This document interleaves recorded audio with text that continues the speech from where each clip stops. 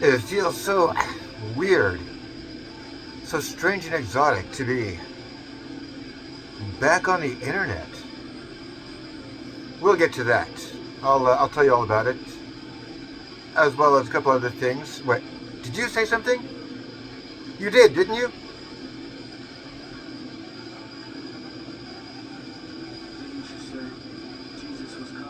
Yeah. Say my name. You just become best friends. Yep. I love the poorly educated. All right. So, it is. It is me clearing my throat. Goddamn. It is Immolation, and the album is Descent, and I am the Jimster, and let's do this really quick. So, item number one. We're not cranking it because I listened to it on the tube skirt, and I don't have the premium YouTube, so if I go along, then we might be skipping through ads, and I don't want to fuck with that. So we got the CTAD WD, blah. Look at me go on the stereo, and we're gonna yak this one really quick. Let me tell you about this, because this is tangential. Perhaps this is a dummy right here. You may have noticed Jim's Project 2026 to just review every fucking record he can lay ears on has hit a rapid curtail, and the reason for that is because, who knows who this guy is, right? Like, who cares what I think about the music that I'm telling you about, right? What am I doing besides just giving this band free promotion? Why would you take me seriously when I say, oh yeah, this sucks? So, I want to, have the song playing while I'm giving a review, so you can kind of get an idea. Okay, so what's this guy talking about here, right? And, I used my cell phone to do it, and, a couple of weeks ago, my youngest daughter thought my cell phone looked a little dingy, and so she very adorably, gave it a bath. And, I've been kind of lax about actually, getting the fucker replaced, because the thing I was most excited about doing with it was the shorts. Other than that, it's just shit like work or your mom calling, right? So, but we'll try to get back to that anon. Lord so willing and smiles on the endeavor. But that's Project 2026. Yeah, I just didn't want anyone to think I was a quitter, So, that's the story on that one. Now, Immolation. What the hell are we doing here? So the album is called Descent, and you probably know all about it. I mean, let's be honest here, if you're that into Immolation that you pick them out amongst all the other bands that are playing today, chances are pretty good you already know Immolation, you've already heard the album, and you're not here to get an assessment on whether I think you should listen to it or not. You're here to hear what I think of it, right? I'm just going to go ahead and assume you have probably already heard it, you probably enjoyed it, you thought it was pretty badass, and you're just like, well, what's this motherfucker going to say about it? I'm going to say this, and it was kind of a challenge for me to get super excited about it, and I didn't meet the challenge. I just couldn't get super excited about it, and that is the big impression that I have from it. Because I got a little backstory with Immolation. We go back to the year of Y2K. Now, you may recall that civilization collapsed, airplanes fell out of the sky and so forth, but a couple weeks after that disaster, I myself crawled forth from the rubble, and so there was this show at the Phoenix Underground, RIP. That venue really did collapse in the rubble, but that was a couple months after that. Maybe the next year, actually. And the show was 6 Feet Under, playing with Immolation and God Dethroned. And it was a 21 plus venue. We were not that old. But my friend Big D and the guy that played drums in our band bought tickets to it for no reason I could discern at the time. And I was like, you guys are dumbasses. You're never going to get into that show. Like, what the fuck, idiots? So I went down and hung out outside the show with them. Just, told them they were dumbasses. This guy was walking down the street before the show, like, scalping an extra ticket. So they picked one up for me. And I was like, you guys are fucking dumbasses, bro. We're not going to get into this show. And then sometime in the middle of God to Throne set, the doorman walked away and they ran in and I ran in behind him and we gave the gal our tickets, got our wrists stamped, and thus we saw Immolation and 6 Feet Under. And one thing we noticed before the show was everyone that showed up, at least everyone that looked respectable, was there for Immolation. And then there was these like 2 douchebags, one of whom was wearing a Sublime shirt, and that really impressed Big D significantly. But that is how I remember him too. And yeah, they looked significantly out of place, and they were there for 6 Feet Under. But most of the people were, and when we saw Immolation, we quickly understood why that was the case. But because we had come for 6 Feet Under, being naive young kids, we did stay, and so we, along with about maybe tops 20 other people, 24 people, like, saw 6 Feet Under play.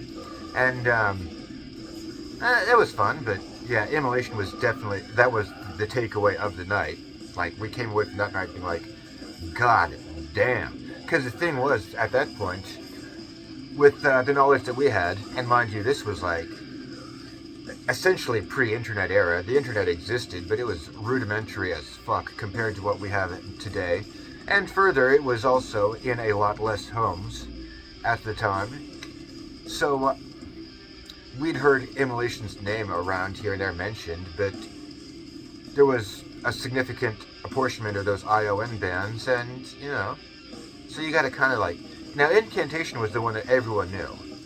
I feel like in the last years of the 90s, essentially what made your entree to underground was that one Incantation EP. You, like, knew that you officially graduated from, like, just being some heavy metal kid to being, like, an underground motherfucker when you went home one day and found in your CD collection, abruptly, The Forsaken Morning of Angelic Anguish. And you might not even be sure how it got there, but everyone had it, so everyone knew what Incantation sounded like, right?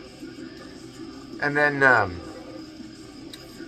someone had just like another guy that it seemed completely out of place from, came around one day to the group that Big D and I were, a part of, and we were like the prime death metal proponents therein.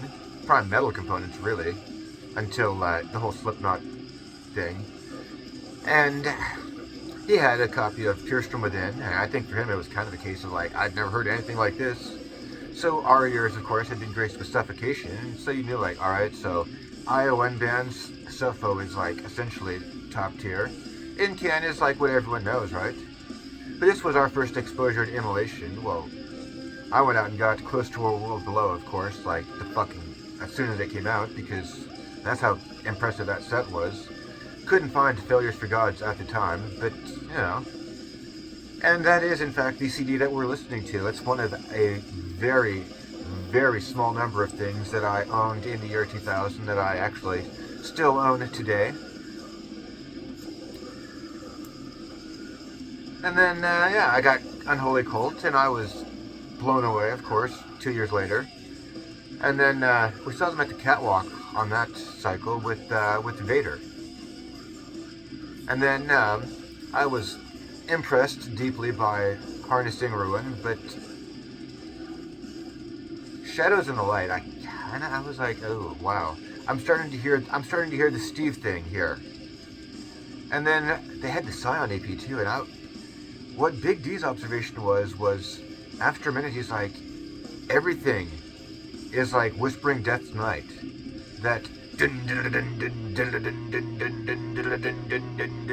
just some variation on that open stutter would just permeate so significantly through the records, whereas previously it had just been kind of like a one-off thing. And so I don't remember, honestly, this late into the cycle, if that came significantly after Majesty and Decay. Because I do remember the Majesty and Decay cycle.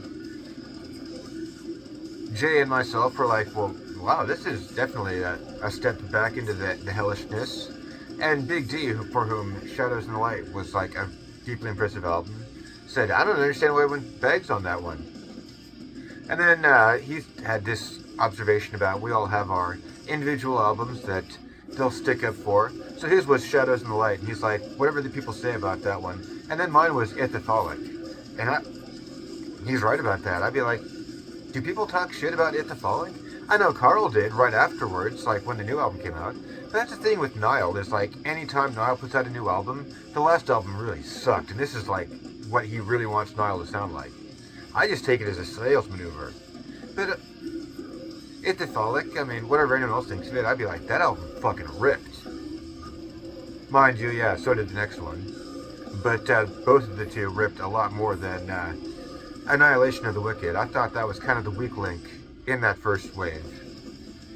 And then just for reference, so we can kind of dismiss the topic for the moment, I completely gave up on Nile the moment Dallas walked away. I was like, yeah, dude, we're done here. Now it's just one of those bands. IMMO, I kind of feel like, I don't feel like it's just one of those bands, because they've got their chemistry. They've maintained a solid, like, actual lineup. It's not just one guy's desperate attempt to keep a project going, right? But I do think that Steve fundamentally altered the chemistry of the band, so that the Alex era, I think Alex was like more of a pure punk rock background, whereas Steve is like just much more hardcore. So in effect, and I mean, this is a little bit of a weird example, but imagine like you had Rich Hoek drumming, and all of a sudden you switch him out, and now you got Jamie Josta drumming. And Jamie Josta is a really good drummer in this scenario, mind you, but the feel does change so much from like hellfire burning around you to the earth falling out beneath you. And I'm like, well, they do earth falling out beneath you as well as anyone does.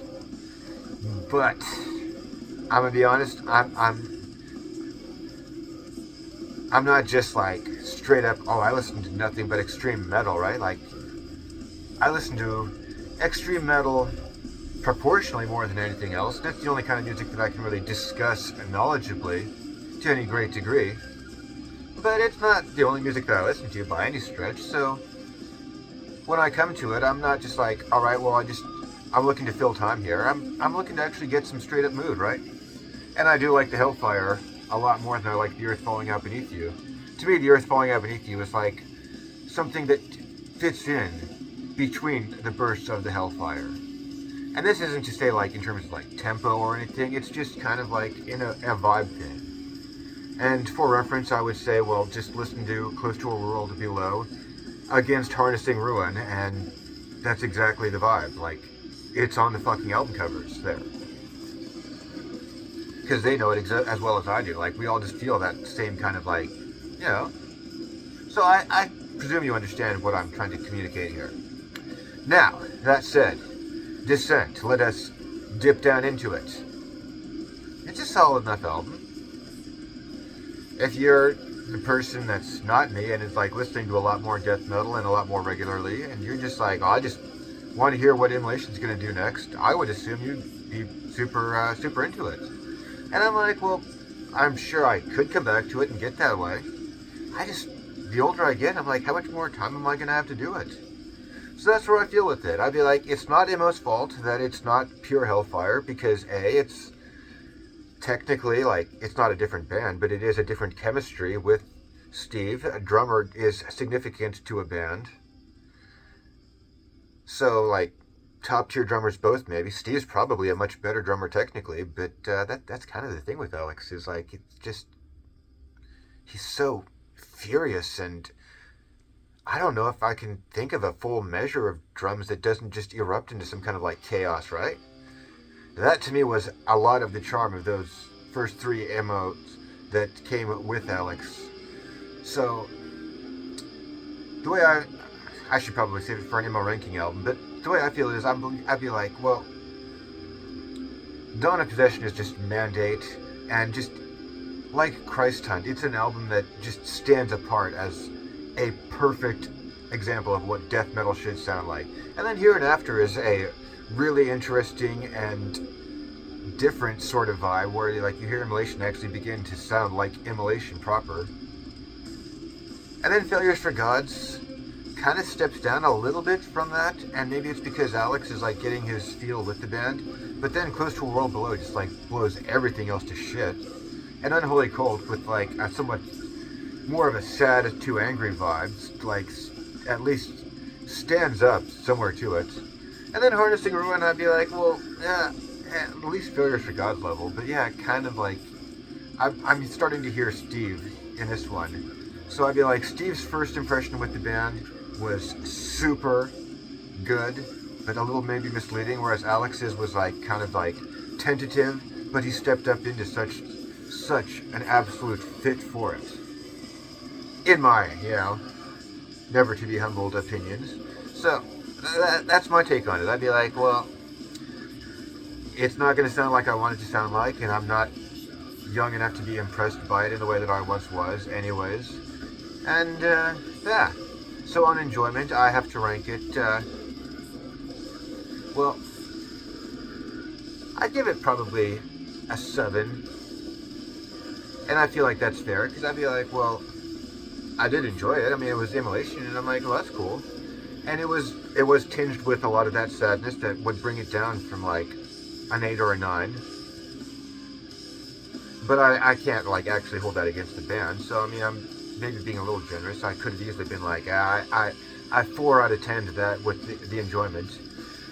The impact, accordingly, that's where it really, I got to be bluntly honest, maybe between the 5 to 7 of 10 range.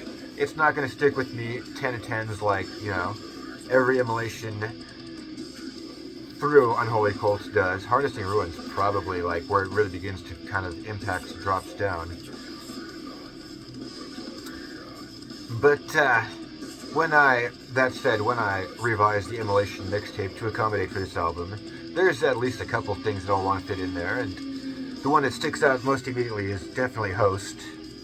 So, yeah, that's the song I just most immediately was like, alright, well, this was worth my time, by all means.